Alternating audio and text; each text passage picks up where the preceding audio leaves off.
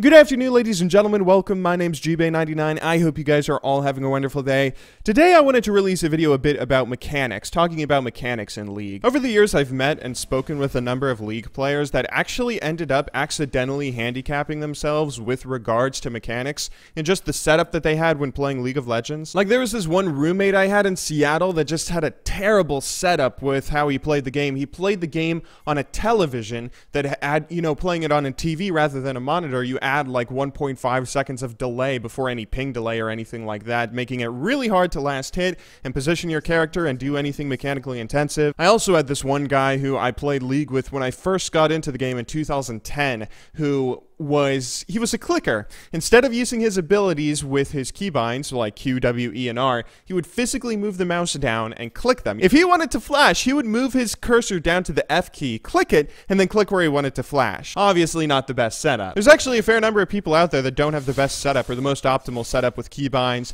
or anything along those lines, so I wanted to make a video talking a little bit about some of the things that you should be doing. Ask if any of you guys are clickers. But while I was making the video, I kind of realized, over the years, we haven't ever really established as a community a solid definition for a lot of the colloquial terms we use, terms like mechanics. I was having this discussion with a few rioters when we were visiting LA. Like, a lot of people say that, okay, stuff like auto spacing, right? Like attack click moving, things like that, last hitting, those are your mechanics in League of Legends. While other people say anything that is mechanically intensive, anything that requires precision clicking, something like even just interrupting a LeBlanc W with a Gragas E, that is a mechanic that needs to be practiced over and over. Anything that requires really a lot of precision with your mouse especially is something that's sort of lumped into this general term of mechanic. It's actually probably really difficult for us to have a serious conversation about any of these topics that has any sort of ambiguity in the definition of it. Another really good example is actually meta. Meta is not really something that is defined all that well in the community. Like, meta back in the day was sort of defined by what champions you would take down what lane. That's what really constituted a meta for a really long time, all the way up until about Season 3.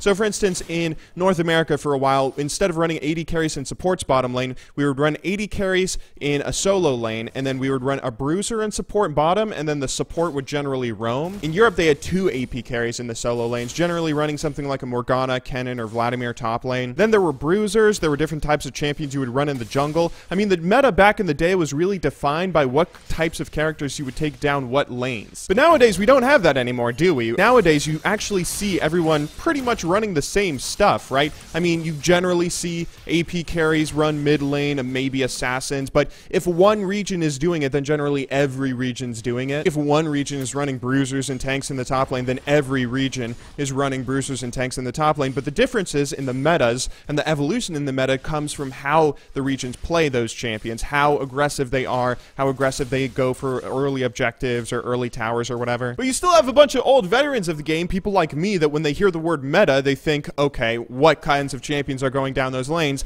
I mean, to someone like me, the meta, quote unquote, might seem really stale if we have the same types of champions going down mid lane. Like, it's been forever since assassins were the best to go down mid lane, right? And because of that, you might feel like the mid lane meta has been super stale for a while. Even though there could be all these changes happening over the months that are evolving the meta, all these changes in how you play the champions, but that's something that only newer players would really define the meta by that. This is just something I thought has been a little bit funny and was on my mind recently. Anyway, getting back to our mechanics point though, let's go ahead and give you guys these tips. Don't forget to use attack click move with the A key. Bind your A key to attack click move. That makes CSing very easy. It makes kiting a lot easier, and it allows you to position yourself much better in team fights. Make sure you also unlock your camera so you can pan with your mouse very easily all over the place. Unlocking your camera is very important, and if you ever need to lock it because you don't want to lose track of your champion in a team fight, just hold down the space bar. It's a wonderful alternative. Make sure you're always using SmartCast, except for notable exceptions where you're playing someone like Alistar. And of course, use your hotkeys. Never be a clicker. Thank you all very much for watching today's video. I will see you all tomorrow, but until then, good luck in solo queue and have a wonderful day.